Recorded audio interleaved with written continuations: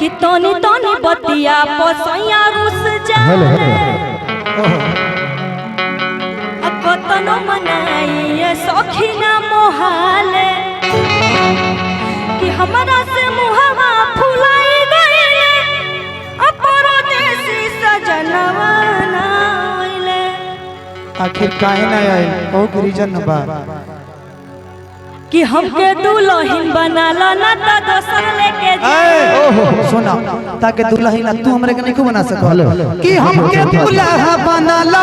ना त दोसर लेके जाई आ होई जवानिया के ई जवानी एने बाजी जवानी बाचलो बा कि होई जवानिया के मजा कोनो दोसर उठाई।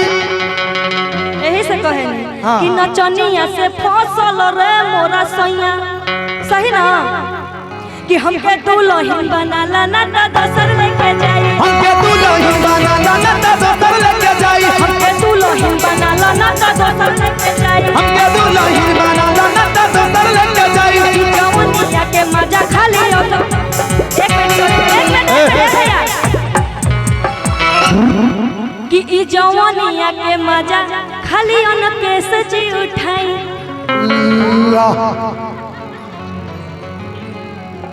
मन है जहतना लोग नहीं खेने के तरफ नहीं खे नहीं रामा जी भैया वो चैनल वाले हैं और लोग के मन ना हो वो बुढ़ापा में मजा उठाई है करिए ना जी है ना चंदन रोका वो बुढ़ापा में मजा उठाई है हमने में नहीं खेदा आई हमार भाईवा का करिए ये कहता कि बूढ़ बने कौन कहता है कि बुढ़ा इक्स नहीं करता कौन कहता है कि बुढ़ा इक्स नहीं करता बुढ़ा इक्स करता है नजरों नजरों से कोई शक नहीं करता। आइए केस भैया खातिर जोरदार ताली बजा दो भैया बुढ़ापा में उनका मोहब्बत भइल बा। चंदन जी रउआ खाली ऊपर से देखे नहीं हम दिल देखे नहीं ए तनी उठाओ बाबू घरे में केहू नहीं खे। अच्छा ए भैया अतनी आए हाँ हाँ दिया बुता के का बात है बाबा दांत झड़ल जाता लेकिन जवानी उभरल जाता खोजा ताने वो दिया बुता के रात दिया बुता के पिया क्या क्या किया। आइए हेलो हाँ गायब जरूर बाबा ठीक ना हाँ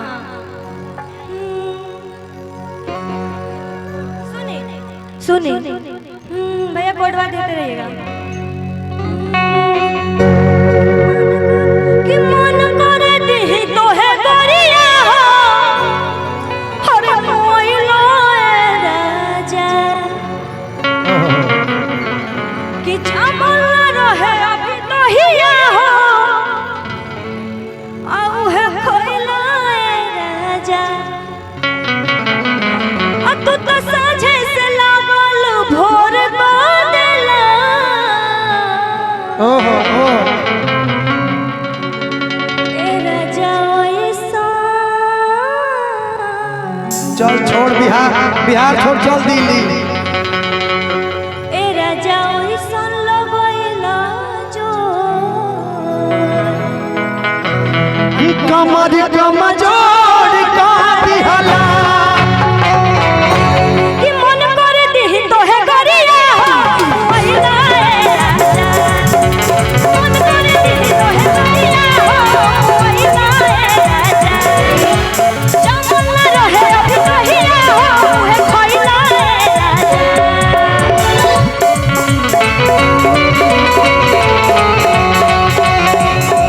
तू तो साझे से लगल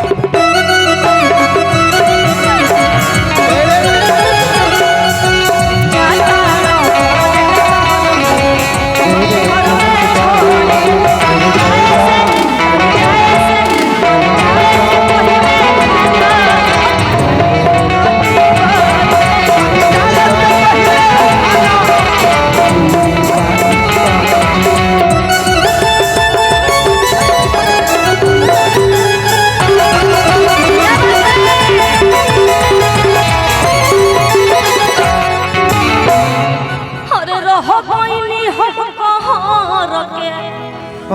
हो मोर के जय हो। हर चौका छक्का मोरल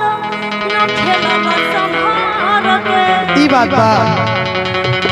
हर रह गईनी हम कहार के ए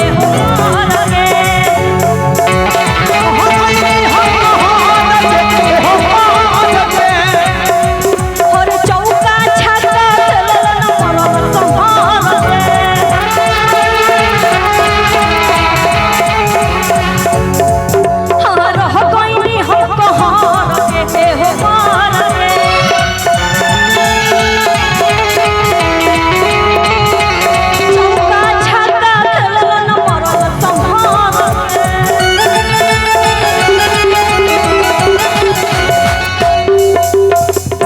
कि मन करते रही तई गनोर को देला